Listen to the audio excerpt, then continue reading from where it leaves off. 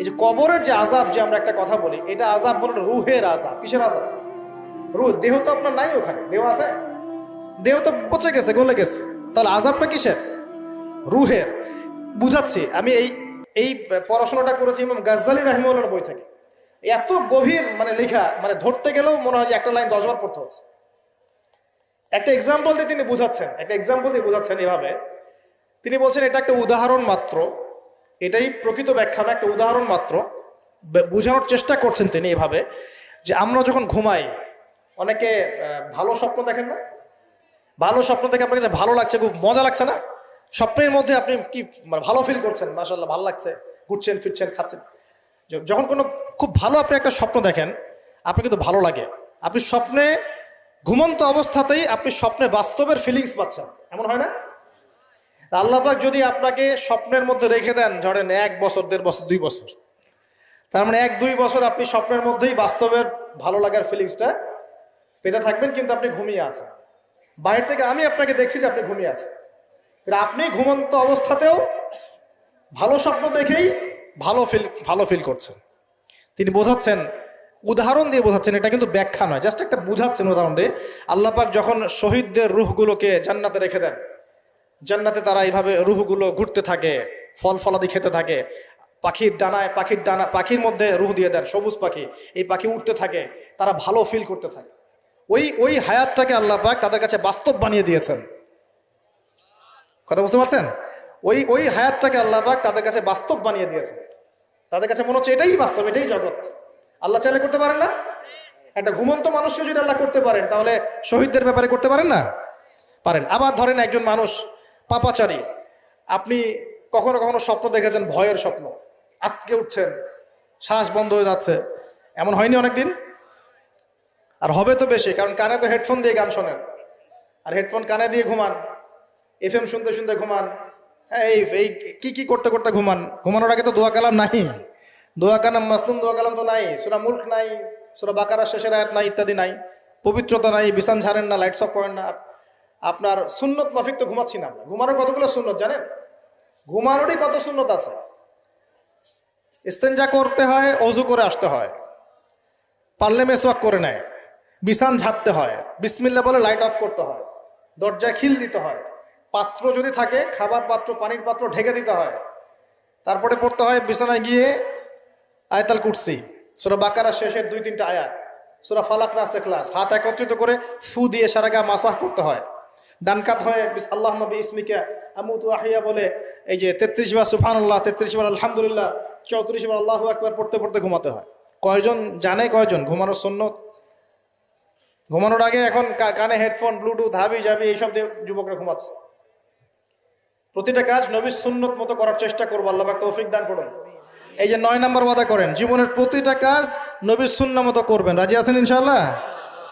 একদম চেহারা থেকে শুরু হবে, চুল দাড়ি পোশাক আশাক থেকে শুরু হবে।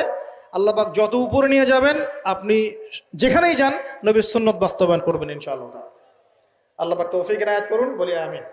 মনে করেন খারাপ স্বপ্ন দেখছেন, খারাপ স্বপ্নে এখন আপনি কষ্ট পাচ্ছেন, দেখছেন যে পানিতে ডুবে যাচ্ছেন, দেখছেন যে আপনি আগুনে পুড়ে যাচ্ছেন, নাউজুবিল্লাহ, দেখছেন যে আপনি হয়তো কেউ আপনার শ্বাস গলা চিপে ধরেছে ইত্যাদি, মানে আপনি কষ্ট পাচ্ছেন।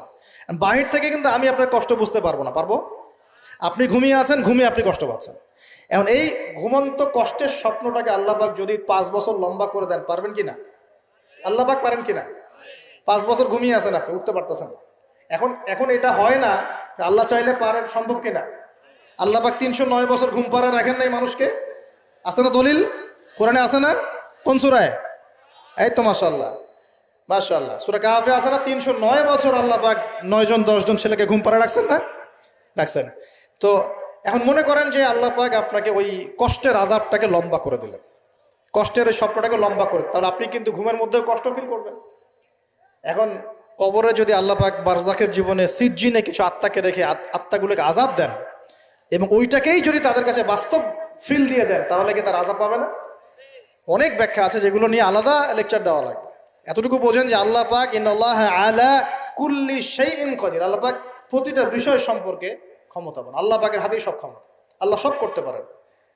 যে আল্লাহ পাক আমাকে শ্বাস নেয়ার ক্ষমতা দিচ্ছেন, নিঃশ্বাস নিচ্ছি, একটা নিঃশ্বাসের দাম কি অন্য কেউ দিতে পারবে? যে আল্লাহ পাক এনভায়রনমেন্ট, বায়ুমণ্ডলের মধ্যে নাইট্রোজেন গ্যাস দিয়ে দিয়েছেন, এই গ্যাস কি কে দিয়ে, অন্য কেউ দিয়েছে? যে আল্লাহ পাক শ্বাস নেওয়ার জায়গা দিয়েছেন, আমাদের হার্ট যে পাম্প করছে, জন্মের সময় থেকে পাম্প করছে, এখন পর্যন্ত থামে নাই। একদিন 1 মিনিটের জন্য থেমে গেলেই শেষ। এটা কে চালু করে রেখেছে? যে আল্লাহ এত কিছু করতে পারেন, সেই আল্লাহর পক্ষে নবী সাল্লাল্লাহু আলাইহি ওয়াসাল্লামকে তার কাছে নিয়ে যাওয়া, এই আযাবগুলো দেখানো এমন কঠিন কিছু? এগুলো নিয়েও এখন মানুষ প্রশ্ন তোলে। ইমান কোন জায়গায় চলে গেছে চিন্তা করেন। তো এখানে নবীজি অনেকগুলো শাস্তি দেখেছেন, তার মধ্যে একই পাপের কারণে তিনটা শাস্তি দেখেছেন। কয়টা ভাই? এই সেই বিখ্যাত পাপের নামটাই হচ্ছে সুদ। কি নাম সেই পাপের? একবার দেখেছেন কিছু লোককে রক্তের নদীতে ফেলে দিয়ে মাথা ফাটিয়ে দেওয়া হচ্ছে। জিজ্ঞাসা করলেন এরা কারা? জিবরাইল আলাইহিস সালাম বলছেন এরা আপনার উম্মতের সেই সব ব্যক্তি যারা সুদখোর ছিল। রক্তের নদী কেন? কারণ রক্ত চুষে খাইতো তারা মানুষ। মাথা কেন ফাটাই দেওয়া হচ্ছে? কারণ এই মাথা দিয়ে বলেছিল ইন্নামাল বাইউ মিসলুর রিবা, ব্যবসা সুদ একই জিনিস। এই শয়তানি মাথা থেকে বেরোছে, এই কারণে মাথা ফাটিয়ে দেওয়া হচ্ছে। আর একটা শাস্তি দেখেছেন, তারা পাথর খাচ্ছে, পাথর, বড় বড় পাথর খাচ্ছে, পিছনের রাস্তা দিয়ে পাথর বের হয়ে যাচ্ছে। জিজ্ঞাসা করলেন কাদের কি কারণে শাস্তি দেওয়া হচ্ছে? জিবরাইল আলাইহিস সালাম বললেন এটাও সুদের কারণে। আরেকটা দেখলেন যে এক ব্যক্তি